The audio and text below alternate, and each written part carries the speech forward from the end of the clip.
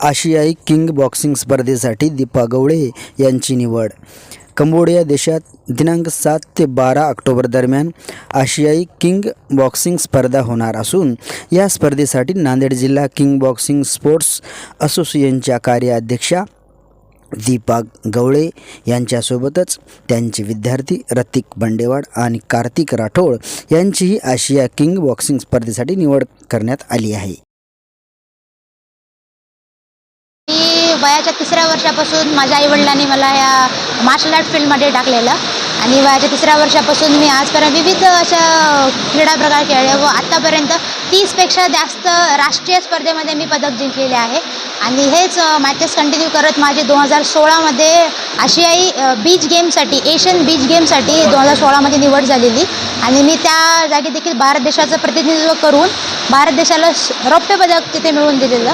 आणि त्यानंतर मी पुन्हा कोचिंग फील्डमध्ये आलेली। कोचिंग फील्ड करत असताना माझी निवड झाली NIS पटियाला या ठिकाणी national institute of sports Patiala या ठिकाणी माझी निवड झाली आणि तिथे पण मी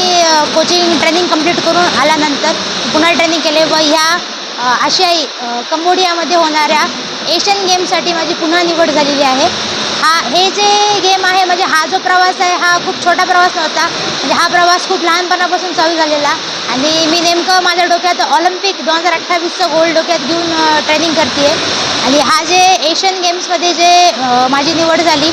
त्याआधी आमचं सर्वप्रथम जिल्हास्तरीय स्पर्धा झाल्या नांदेडमध्ये, त्यानंतर जुलै मध्ये स्टेट मॅचेस झाल्या, स्टेट नंतर झाल्या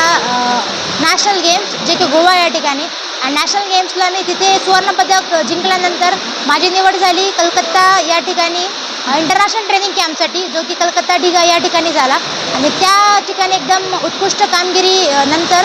आता माझी निवड झाली आशियाई गेमसाठी एशियन किक बॉक्सिंग चॅम्पियनशिप जी की 6 ऑक्टोबर ते 13 ऑक्टोबर कंबोडिया या ठिकानी होणार है।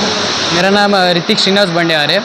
मैं किक बॉक्सिंग मतलब एक एज ए फिटनेस के लिए आया था। जब स्टार्टिंग में आया था सिर्फ एक फिटनेस के एम से आया था, तो जैसे आया हो फिर किक बॉक्सिंग थोड़ा पसंद आना शुरू हुआ है और किक बॉक्सिंग में इंटरेस्ट आते आते फिर मैंने खेलते खेलते प्रैक्टिस भी बहुत ज़्यादा की है। मैम ने और सर ने बहुत अच्छे से कोचिंग किया है, तो उस कोचिंग की वजह से फिर मेरे को इंटरेस्ट आया कि अपन भी मैचेस खेलते। तो फिर मैंने डिस्ट्रिक्ट मैच खेला है, उसमें गोल्ड मिला है, फिर बाद में स्टेट खेला, फिर स्टेट में भी वापस से गोल्ड मिला है, फिर वापस से नेशनल में खेले, फिर नेशनल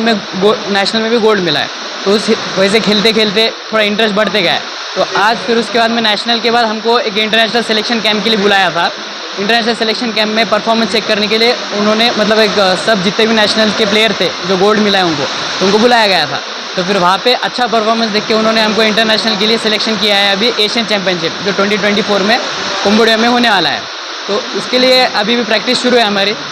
मैम और सर के अंडर ही मैं दीपा मैम और किरण सर के अंडर ही ट्रेन कर रहा हूँ और उन्हीं के वजह से ट्रेनिंग वगैरह सब अच्छे से होता है। किक बॉक्सिंग के लिए सबसे बेस्ट कोच आप नांदेड़ में दीपा मैम और किरण सर है और साथ ही अभी एशियन में भी मेडल के लिए ट्राई करेंगे हम, गोल्ड मेडल ही लाना है। फिर एशियन के बाद में 2028 का ओलंपिक्स में होगा, तो तब देखते हैं जैसे एशियंस वर्ल्ड चैम्पियनशिप ऐसे एक स्टेप बाय स्टेप जाना पड़ता है ओलंपिक खेलने के लिए, डायरेक्ट ओलंपिक को कोई जाता नहीं है।